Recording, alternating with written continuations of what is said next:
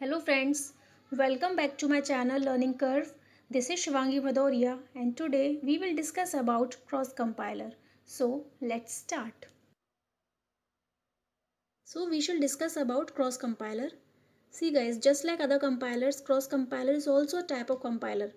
But there is a slight difference between cross compiler and other compilers.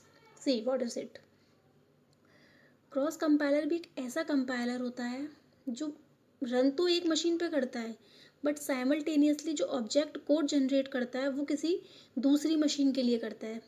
आप ऐसे समझिए जैसे कोई कंपाइलर है, वो विंडो 7 के पीसी पे रन करता है बट वो जो ऑब्जेक्ट कोड जनरेट कर रहा है वो कंपाइलर वो किसी एंड्रॉयड स्मार्टफोन पे रन कर रहा है। मतलब दोनों का ऑपरेटिंग सिस्टम क्या है, डिफरेंट है। तो इस तरीके से यहाँ पे दो अलग अलग प्लेटफॉर्म यूज़ किए हैं एक कंपाइलर ने। पहले प्लेटफॉर्म पे उसने क्या किया, कोड को रन किया, लेकिन ऑब्जेक्ट कोड वो किसी दूसरे प्लेटफॉर्म के लिए जनरेट कर रहा है। So this is cross compiler. It is a type of compiler that runs on one machine and gives the object code for another machine. That is, compiler runs on platform X. किसी एक X platform पे compiler हमारा run कर रहा है but target code runs on platform Y. लेकिन जो target code है वो किसी दूसरे प्लेटफॉर्म Y पे रन करता है, तो यहाँ पे प्लेटफॉर्म डिफरेंट हो गए. In other words, cross compiler that runs on machine A and produces a code for machine B. यानी क्रॉस कंपाइलर क्या करता है, वो एक मशीन पे रन करता है बट ऑब्जेक्ट कोड किसी दूसरी मशीन के लिए प्रोड्यूस करता है, जनरेट करता है. So this is the speciality of cross compiler. Guys आप सोच रहे होंगे कि एक सिस्टम के अंदर दो कंपाइलर कैसे. सी गाइस, कंपाइलर एक ही होता है बट उसके जो प्लेटफॉर्म्स हैं वो डिफरेंट होते हैं. जैसे यहाँ पे एक डायग्राम के थ्रू समझिए आप. कोई एक सोर्स प्रोग्राम है जिसको कंपाइलर ने एज एन इनपुट लिया. आफ्टर ट्रांसलेशन और आफ्टर कंपाइलेशन उसने टारगेट प्रोग्राम जनरेट किया. तो ये जो सोर्स प्रोग्राम था वो कंपाइल तो इस एक्स प्लेटफॉर्म पे हुआ है बट उसका जो टारगेट प्रोग्राम है वो किसी दूसरे प्लेटफॉर्म वाई पे रन कर रहा है. प्लेटफॉर्म वाई पे उसने एक इनपुट स्ट्रिंग ली और उसके करस्पॉन्डिंग ऑब्जेक्ट कोड को जनरेट किया. सो इस तरीके से इस कंपाइलर ने दो डिफरेंट प्लेटफॉर्म्स का यूज़ किया. पहले प्लेटफॉर्म पे उसने कंपाइल किया कोड को, दूसरे प्लेटफॉर्म पे क्या हुआ, उसका ऑब्जेक्ट कोड जनरेट हुआ. सो this is the feature of cross compiler. It is capable of creating code for platform other than the one on which the compiler is running.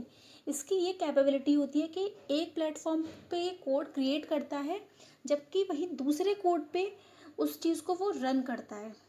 यानी कि दो प्लेटफॉर्म ये यूज़ करता है. So this is the basic capability of cross compiler. That's why we are generally use this compiler. Guys, in other words, you must be clear that a cross compiler is a compiler capable of creating executable code or any object code for a platform other than the one on which the compiler is running. That is, cross compiler ही एक ऐसा compiler होता है जो किसी दूसरे platform के लिए EXE code generate कर सकता है अदर देन द वन जिस पे कंपाइलर हमारा रन कर रहा है. यानी कि जिस प्लेटफॉर्म पे कंपाइलर रन कर रहा है उसके अदर देन किसी दूसरे प्लेटफॉर्म के लिए वो EXE फाइल या EXE कोड को वो जनरेट करने की कैपेबिलिटी इस कंपाइलर के अंदर होती है. Just take an example. Compiler that is running on Windows PC can produce object code that runs on Mac operating system or Android operating system. यानी कि कोई कंपाइलर है जो विंडो पीसी पे रन कर रहा है, Windows 7, Windows 8, Windows 10 और what ever it is. But जो ऑब्जेक्ट कोड वो जनरेट कर रहा है वो किसी दूसरे ऑपरेटिंग सिस्टम के लिए कर रहा है, किसी दूसरे प्लेटफॉर्म के लिए कर रहा है. इधर it is Mac operating system और it may be any Android operating system. यानी कि यहाँ पे दो प्लेटफॉर्म का यूज़ हो रहा है. तो इस सिचुएशन में क्रॉस कंपाइलर का हम यूज़ करते हैं. There is one big advantage of this cross compiler, that is code generated for one machine can be run on other machine.